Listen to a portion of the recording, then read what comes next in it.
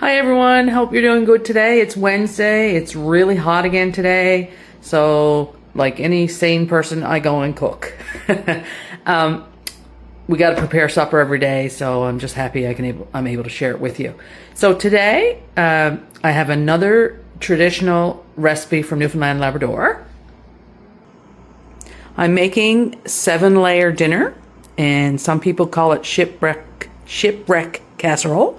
And I'm just showing you the ingredients. There's sausages that I've already cut up, and I've diced some onions, and I'm going to show you my lovely Pampered Chef blade here now. It's a crinkle cutter, and it's great for cutting up cabbage and turnip and things like that. And then I have my potatoes sliced, and it calls for green peas and tomato soup and rice and salt and pepper. Okay. So I'll just show you beforehand. These are the sausages I'm using. It's a 1 kilogram package of pork and beef breakfast sausages. And you can use any kind of sausage you like. Could be a honey garlic or Italian or a spicy, whatever is your favorite. So guys, we first start off with our enamel roaster, and I always spray it with a little bit of cooking spray, and got to take that out. So here's the cooking spray, and again, just a light spray. Now some people might want to use margarine or whatever you like to your cooking spray, whatever you like. And the first thing we put in are the potatoes. So as I said, I've already sliced the potatoes in chip style, and I'm just going to drain the water off, make sure it's all nice and clean, which I've already done. Okay, and don't be too particular about how much water is left under, okay? So then we layer this. I separate them, but I probably got enough that I will be able to overlap them.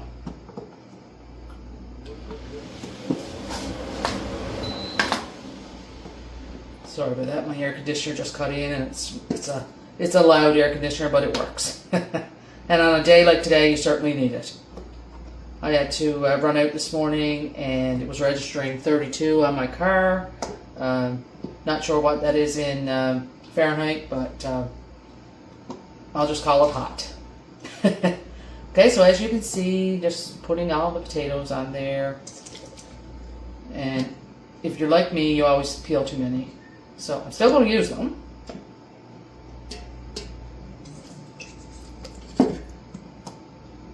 So a lot of times when I say I'm going to make 7-layer dinner, I always forget one layer. And for me, it's always the rice. I don't forget to do it, but when I'm thinking about making the dish, I say, what am I forgetting? What am I forgetting? But it's most likely always the rice. Okay, so now we have our trusty salt and pepper. So we, again, I don't use a lot of salt on this because you're using tomato soups, and these soups have their own salt built in, okay? All right, so now we've layered everything. Looks good. And the next layer I do is onion. And again, it's just a diced onion, and I cut up 2 onions for this one.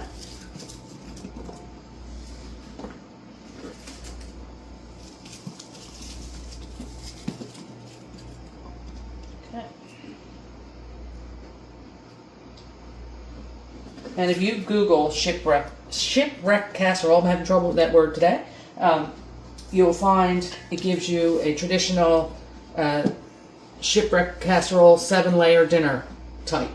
And again, they don't put carrot in theirs, but a friend of mine used to put turnip in his and carrot. So whatever vegetable you really like.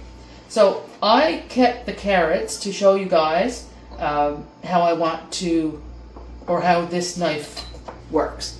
It's called a crinkle cutter, and it's from Pampered Chef. And basically, they come out like little crinkled chips, and it's really cute and decorative. Okay, so what I'm going to do is just going to push this to the side. I'll just pull this over here so we can see better. Okay. So just a rocking motion. And if you want to cut your carrots thin, they'll cook faster. This is a very cost-effective meal. You probably have carrots and potatoes and onions already in your house, and I know I do because I like to cook nice traditional Sunday dinners and turkey dinners sometimes. So I always have carrots. Always have potatoes. And as you know me, there's always lots of onions in the house.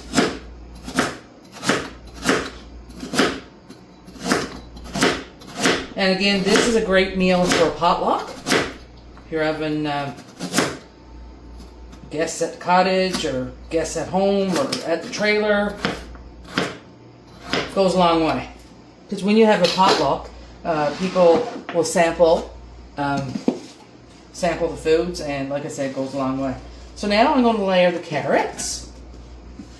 And again, for any of my friends back home in Newfoundland, you may layer in different orders. And again, that's perfect, totally fine. As long as we get all the ingredients. Okay? So now I'm going to add the peas. Just green peas. If you don't have canned green peas, if you have frozen peas, that's great. If you have fresh peas, that's good too.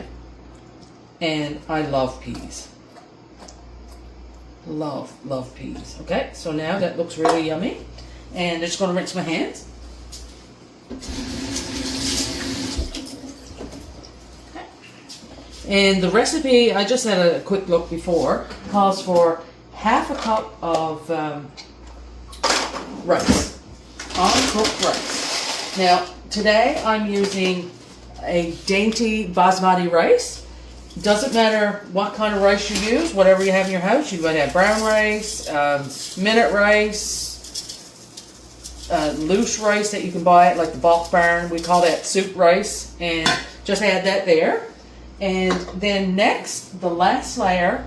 Oh, but before I go ahead. Even though I don't use a lot of salt in that, I'm just going to put a little bit on the top here, just a little tiny bit.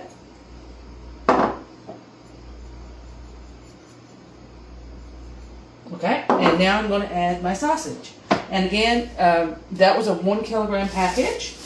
I used half of it, and I'm going to freeze these other ones for like maybe breakfast at the camper one day, or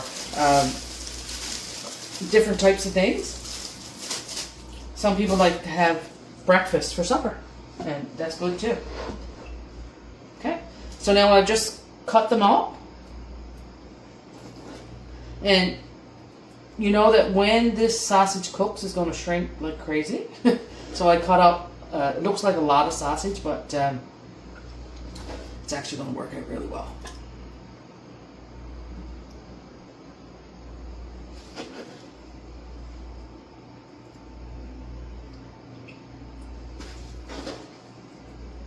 And the recipe actually calls for ground beef, but you can use whatever you want on it.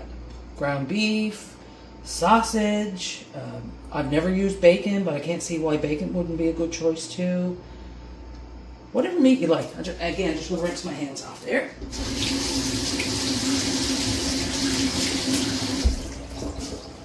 Okay. And now the last step, I've been mentioning the tomato soup. So I used 2 cans of tomato soup. I'm just going to push this back here for right now. So I used 2 cans of tomato soup. So I'll just put it in my measuring cup there, my glass measuring cup.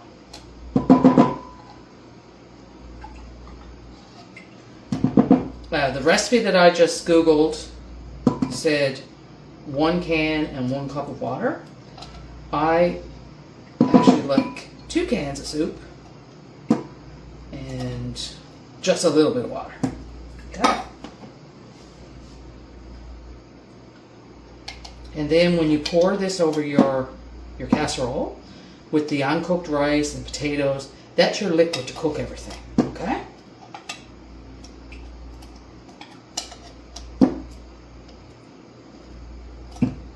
Yeah. So I have some water in another dish here. So I'm just going to add a little bit of water, not too much. I'll stir that up.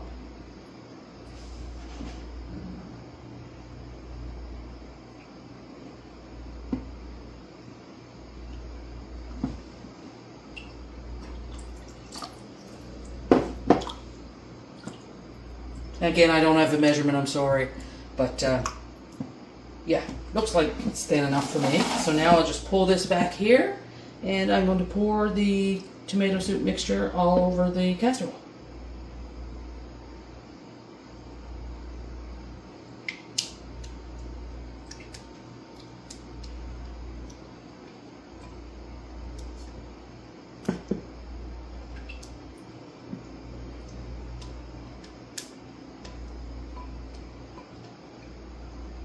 Alright. Guys, again, I wish you could smell this because it smells delicious. And what I do, I just give it a little poke on the sides to let the soup pour down through the middle. Okay. Alright.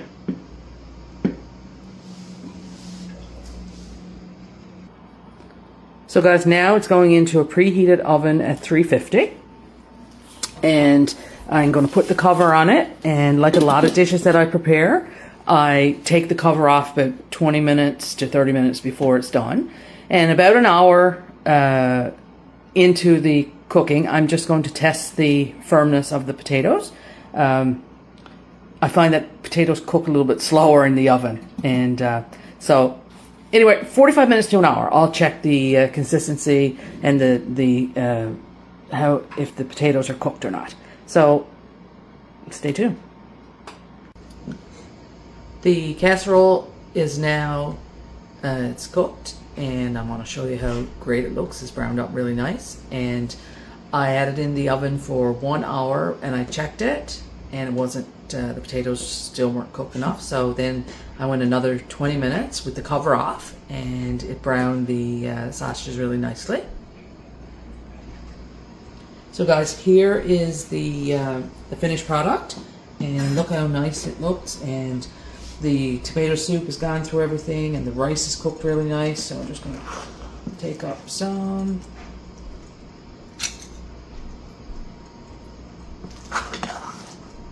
You can see that's piping hot there. Okay. So let me grab my fork here right now. And again, it's really hot, so don't try not to burn myself here.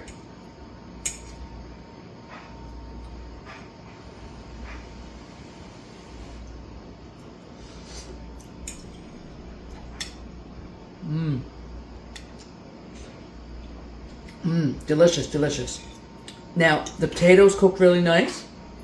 The turnip, I don't like to cook, sorry, not turnip. The carrot, I don't like to cook too long, so there's a little bit of a, not a crunch, but it's firm. And the sausage, cut it in half because it's really hot.